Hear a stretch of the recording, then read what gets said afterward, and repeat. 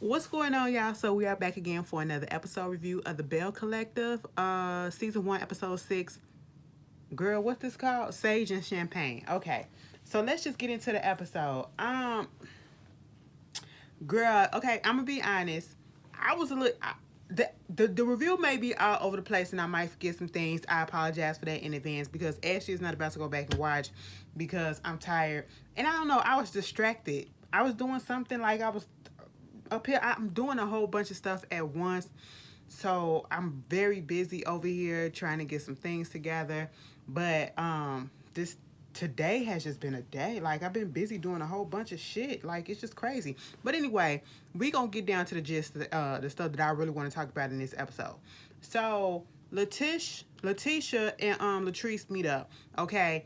And they meet up just so that Letitia can tell Latrice about the Fair Street project that she's trying to get people to invest in. And, you know, Latrice wasn't at her brunch, okay? And I still feel like Latrice did the right thing when not showing up, okay? Because had she shown up, Marie probably would have tried to pick a fight with Latrice too. The same way the shit went down with Kaylynn, but in a different way. Bitch, we'll get on Kaylynn in a minute because I got some... Girl, Kaylynn. You doing a lot. You doing a lot, okay? But anyway, we'll get there. So Letitia is telling her about the Fair Street project, and then Latrice was all ears, and she was talking about what this cafe gonna be, this brunch gonna be, Wi-Fi free, woo woo woo, and she was like, I'm trying to get all the ladies to invest, and you do your thing, and it's like $2 million, and I want another investor or whatever because we can't just have Marie in on it. And that just made Latrice kind of do a little pause. And Latrice had to tell Letitia the correct thing. She don't really fuck with Marie like that because Marie is a mean girl. All right?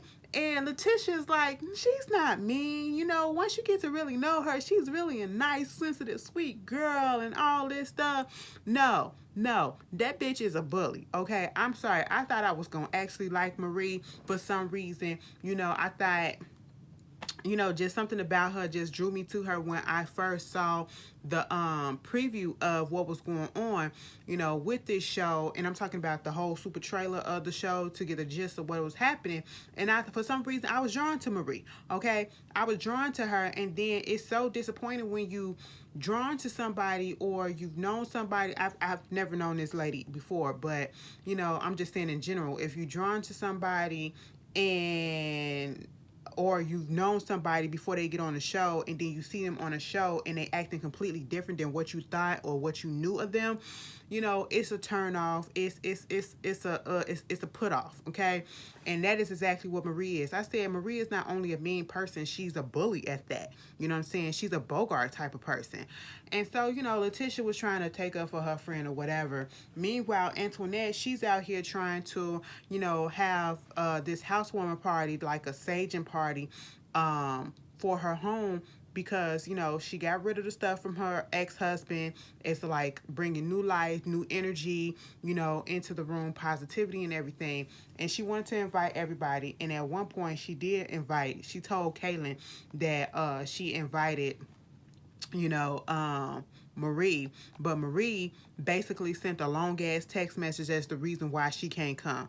Bitch, just say I don't fuck with y'all and I don't want to come, and you ain't even have to say that. Just say no, I can't make it. That's it. I don't need no no explanation. Just say you can't make it. And I'm pretty sure Antoinette only sent that text message out and asked her, or that invitation out, to say can you come, so that she can't feel like or use that against her and say like, well, bitch, you ain't even invite me to your house party or whatever, and you had everybody else there. Yes, I did invite you, but you turned it down.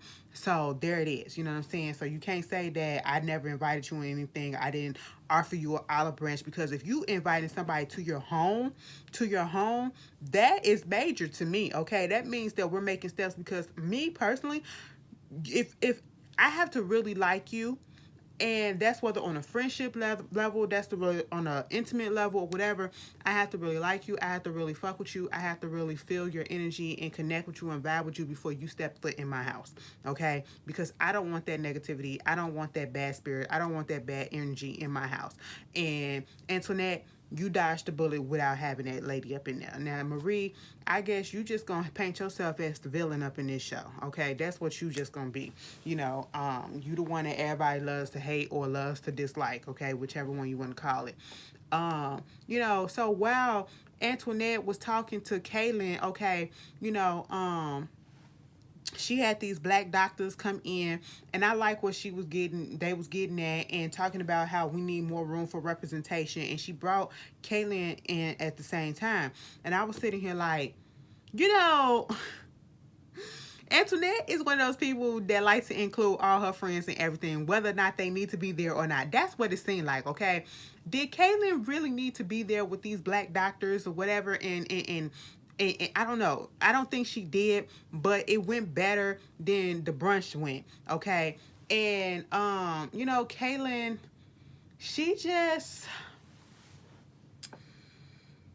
even Antoinette said that the girl should have just sat there and just learned and all that stuff. Like, Kaylynn gives me the feeling like she just want to be oppressed so bad, okay? Now, when she had that little meeting with, was Kaylynn there with the black doctors? I think she was. Either way, she had a scene with Antoinette when she pulled Antoinette to the side, and she was like, this is what I thought the empowerment stuff was.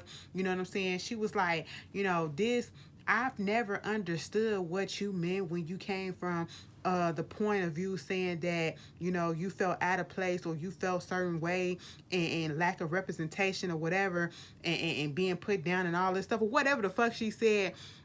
Because she was never put in that position because of race, until I seen and was put in that position where my race was being talked about and talked down on.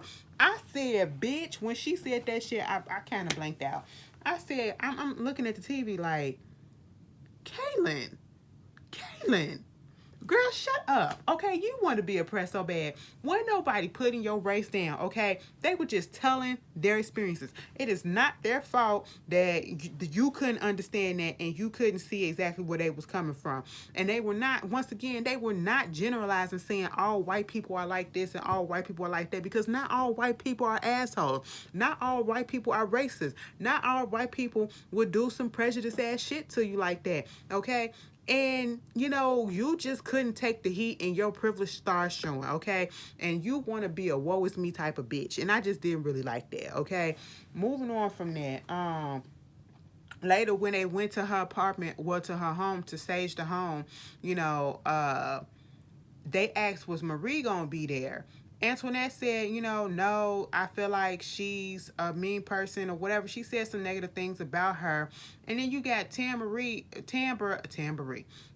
Cherie up there basically saying, even though that Latrice and Marie don't get along, I feel like that's okay, but you still should have some type of respect for each other, because we're black women and we already have it hard getting into spaces and stuff like that, and we need to uplift each other and something like that. And I'm sitting here like, no, baby, that's not the way it works, okay? I'm not going to respect somebody that don't respect me, okay? And respect is earned, not given. I'm not just going to give you respect right off the bat. I don't care who you are. I don't care what your skin color is, and I don't care what your gender is. I don't care your age. You're not going to disrespect me, and I'm supposed to still continue to give you respect, and I didn't do absolutely nothing to you. No, baby, that's not how it works, okay? And they was just talking about the whole thing, and once again, Kaylynn had to open up her mouth and say, this is why when we went to the brunch, I didn't think that it was going to be the way that it was. I thought it was going to be something empowering, but you can't have something that's empowering when you have somebody that's so volatile, or one particular person that is volatile in every situation and all this stuff. Now, the way that she said that, I don't know, it struck a chord with me. I just didn't like the way that, even though it was Marie, and even though I said she a bully, I don't know, I think she's just doing the most right about now, trying to harp on this. And, Marie was out of place or whatever, but what Marie was saying wasn't 100% wrong, okay? It did need to be said, but it probably shouldn't have been said by her. You get what I'm saying? But, Kaylynn, you're doing the most, okay, at this point. And I just want you to shut up. If you can't stand the heat, don't come into the kitchen, bitch, okay? What you wanted to do was somebody to fucking coddle your ass. That's what it is. And I feel like Antoinette be coddling your ass. and not telling you the real all the time. Because the real friend will tell you, like, girl, that shit ain't had nothing to fucking do with you, okay? And if it don't apply, it was like a hit dog hollering. You the one that was the hit dog, okay? You made yourself a hit dog, bitch. Ain't nobody point you out. Why did you get so upset? That's like me sitting in a room when people saying stuff about black folks doing this and black folks doing that. I wouldn't get mad. I feel some type of way, but I'd be like, not all black folks do that. But I get where you can get that from, and especially the tone of the situation and where it's at or whatever. I would try to correct them. I would be professional with it. You know what I'm saying? I ain't finna break down in tears and throw a whole hissy fit and try to get attention and shit like that. No, that's not how you do stuff. And then I try to listen and see exactly where you're coming from with these ideas and thoughts that you're coming up with, and then I'll counteract them in a professional, calm way. That's how you do shit, in a mature way. Okay? Kaylynn, girl, how old is you? How old are you, I should say. That's how you... No. All right? But everybody came over there, and they staged the house, and it was cute. They was having fun. Whatever. Moving on from that. Marie and her... she had the baby at the playland. Marie must not own any jeans or t-shirts or whatever, and I can understand you coming from work, and so you still got your work clothes on, but just about every scene she did up. I'm like, girl, can you just put on some regular jeans and a regular t-shirt like Nene do? Y'all know Nene, she good for a white t-shirt and some jeans or something like that, girl. Just dress down. You ain't got to be did up all the time. That's not real. Do you walk around did up all the time everywhere you go? Do you go to the grocery store like that? Girl, but I can understand coming from work, but still, I will say Marie is a good grandmother because she's a better one than me. And I ain't even got kids. I ain't even got grandkids. Because what I won't be doing is sharing the responsibility of raising your kids. Okay? No, I raised you. Now it's time for you to raise yours. It's time for you to grow the fuck up and raise yours. Yeah, we can. I can help you here and there, but I'm not gonna take on the majority of the stuff. Like, this whole time, we've seen Jerez with his kids maybe one time, and not even counting the time where we seen Marie over there. No, it was one time because the baby mamas came over there and got the kids. And it was the one time we seen him was this time. All these other times we seen Marie with the kids, okay? It shouldn't be that way, and her husband popping up, he must have just came from work too, looking like he just came from church with that ill-fitting suit on. I was just like, what is going on? Girl, she talking about some, she didn't even know he was gonna show up. They haven't been on the same accord and stuff like that. The issues, like, let's get down to the bottom of the issues that's going on in Marie's marriage. That's what I'm looking forward to for next week, okay? Because I just couldn't be in a house with somebody that I don't trust. You got divorced from this man. There's infidelities. And then you get married back to this man. He has another apartment where he stays out at.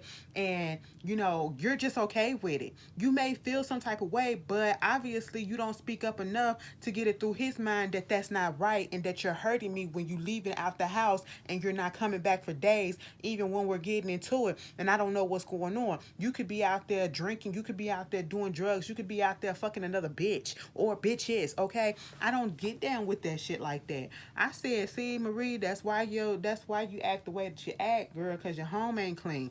Jerez talking about the therapy helped and now they talking more, whatever, and stuff like that. They on a better place. They in a better place right about now, okay? We also found out that Marie has lupus. I feel sorry for you about that because I wouldn't wish that on anybody. An autoimmune disease, no, I don't want that on nobody. But yeah, that was that. Tambra, why do I always call her Tambourine? I want to call her Tamarine, but Tambra, baby girl, she got fibroids. Oh my God. So I'm going to the doctor because let me tell you something. I was diagnosed with fibroids, a few years ago, and I never even knew anything about fibroids. Let me just tell you this.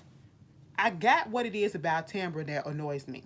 Okay, I thought, I'm here for her storyline because she's actually presenting something that, women go through about whether or not they want to have kids, and then being at a certain age, and then having fibroids. That is something especially black women go through. Fibroids. My mother has fibroids. I'm pretty sure I probably have fibroids. You know what I'm saying?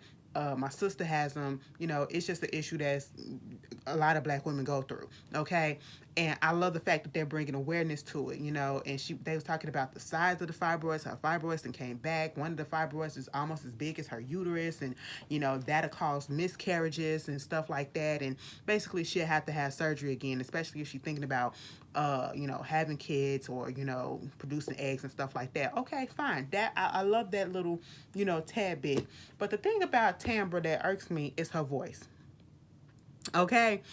It irks me, her voice. And she talks one way in the confessional / interview, but then when she's in the scene with the other girls, she talks completely normal, just like this. Okay? Other than that, you know, she's in all hyper and like, what you will not do is disrespect one another. You know, I never knew about fibroids. It's like she takes the time to draw out and to pronounce and enunciate each word. Okay, like it's extra, like she's putting a little extra on it. It irks my nerve. But then when you're in the scene with your homegirls, it's like, listen, Kaylynn, you ain't even got to do all that, okay? I done hosted so many brunch with you know, Letitia, and I know how that shit is, okay? And we never went through no shit like that, okay? And all them brunches went off without a hitch. I'm sitting here like, bitch, it clicked like that when I heard that scene. I said, that's what it is. Bitch is code switching. I said, I get it, but girl, it's annoying. They say that's how you talk on the radio too, the way that you do on a confessional. And you want to go national with that, baby? I'm gonna be quite honest with you, girlfriend. I like you, but I would turn the channel. I will turn the channel because I don't know how much I can tolerate your voice when you speak that way. And some people probably feel that way about mine. You know, my voice can be a little deep. You know, sometimes I don't pronounce my words right a little bit because I be tired when I be doing these reviews and I just want to get it done sometimes. And then my tongue get thick and all that shit, thick, you know. So I get it, but girl, I guess, girl, you know, you're going to have to calm it down. That's what it is. You're a little dramatic. You need to calm that voice down. Moving on from that, Latrice, you know, it's her anniversary. She was like, they don't really do much for the anniversary. We split some champagnes and all that stuff, chill out in the house. And she come up in the house, she thinking that they finna get something. She looking for like some food. She looking like, is it some champagne or something up in the refrigerator? Ain't nothing in the refrigerator. Ain't nothing in the oven. Where's the food at? Where's the gift set and all that stuff? Zaddy, girl, I ain't finna call that grown man Zaddy, okay? He ain't my Zaddy, all right? Listen, Latrice and your daddy issues. Do you really call that you really call that man Zaddy all the time? You really call him that all the time, or are you just doing this for the show? Like, I really need to know. Mind you, Melanie was at the thing. You know, Melanie needs some dick. I don't know. Girl, I just wanted to put that out there because the way that y'all was acting with that sage and stuff, I was like, ooh, some of y'all need some dick in y'all lives, okay? I don't even do dick, but I'm pretty sure that y'all do dick, but, you know, y'all need to get some, okay? Anyway, to knock that out like that, you know. So Latrice, Cliff came up in there with a gift, and he was like, I know you like flowers. This man got her a bag full of flour, like baking flour. I would have beat his ass right then and there. Like, Latrice, you better than me, because he showed up. I would have been like, you like my nails? Okay, it would have just been like that, you know, and his little light-skinned ass would have welted up real quick. Face would have been all goddamn red, bitch. But, you know, he took her outside, got her on the golf court, and he had this little golf cart, and he had this little stuff made up for her. It was cute, had love lit up in the background. You know, the shit that everybody was doing for Valentine's Day. You know, fuck y'all, because I was by myself on Valentine's Day. Like, you know, and it didn't even have to be, bitch. Anyway, let me get out my feels, okay? But yeah, so they was in there, and he was doing something a little romantical, had some dinner and everything, and you know, everything was going smoothly up until Latrice started talking about how, you know, she has abandonment issues. You know, her father passed away from drugs. You know, 2 of her brothers was killed, one by, you know, violence and one by a car accident. Then the other brother was incarcerated for a time that we saw last week. You know, and her whole thing is with these abandonment issues, she just fear, you know, like because all the men that's been in her life has either came and went in some form or fashion, you know, and that's one of her fears about being with Cliff, that he might leave her. And then she brought up something about him saying, you know, he'll get another woman or whatever. And so this sparked everything off. You know, I don't think she really brought that up to start something, but I can see how Cliff could get upset because I'm trying to be all about you. I'm trying to show you affection and love or whatever, and that I respect you to a certain extent. Cause that's what it seemed like. You know, I couldn't be with a person like Cliff. Cliff looked like he a good guy, but I I can't. You know, like don't control me.